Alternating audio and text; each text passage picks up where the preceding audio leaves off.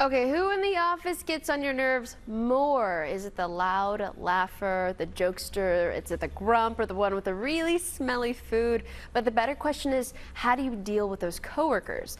Etiquette expert, television personality, and the owner of Protocol School of Texas, Diane Gottsman, dropped by to help us with those workplace sticky situations, starting with...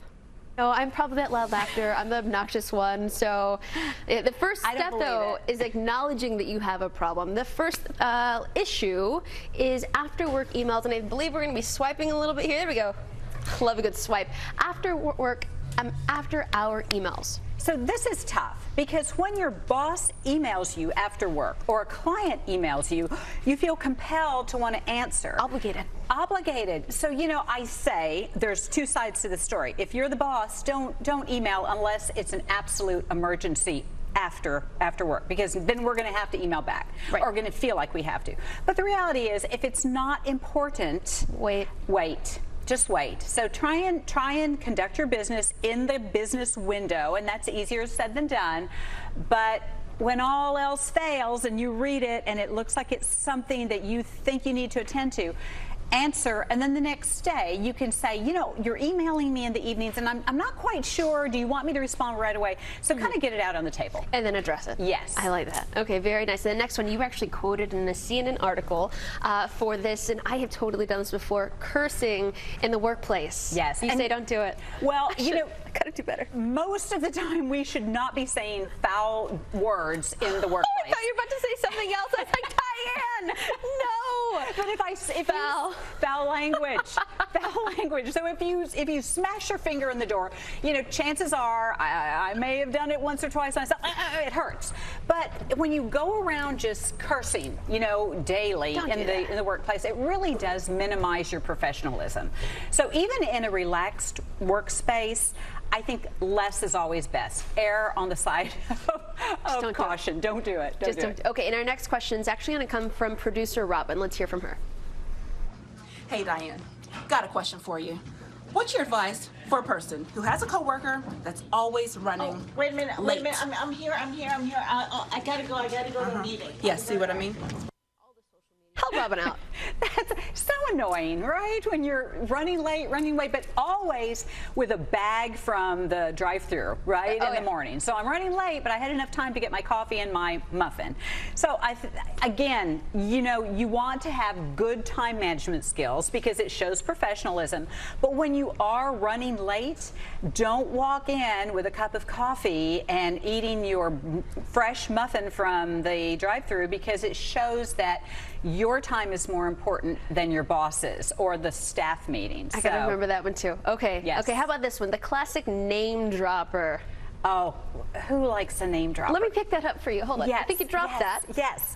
So that's where we find the name dropper. You know, when you name drop, you're just trying to promote yourself. You're it comes across as if you're bragging. And really, who likes a bragger? No one. So it's more important to impress somebody with your own skills, and even more important, impress somebody by showing interest in the other person rather than dropping somebody else's name that you may or may not know very well, because generally you don't know them that well. You're just bragging.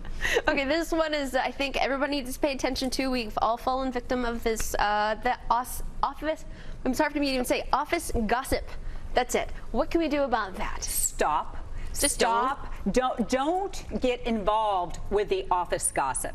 When he or she starts to talk, you know that although they are talking about somebody else, you're the next person in line. So I think you shut it down. You just say, I'm uncomfortable with this conversation. You know, I'm changing the subject. It's not our story to be discussing. Jane and I have discussed that. Not the gossip part, but just staying out of it. Yes. Our next question is from our Good Morning Texas photographer, Matt.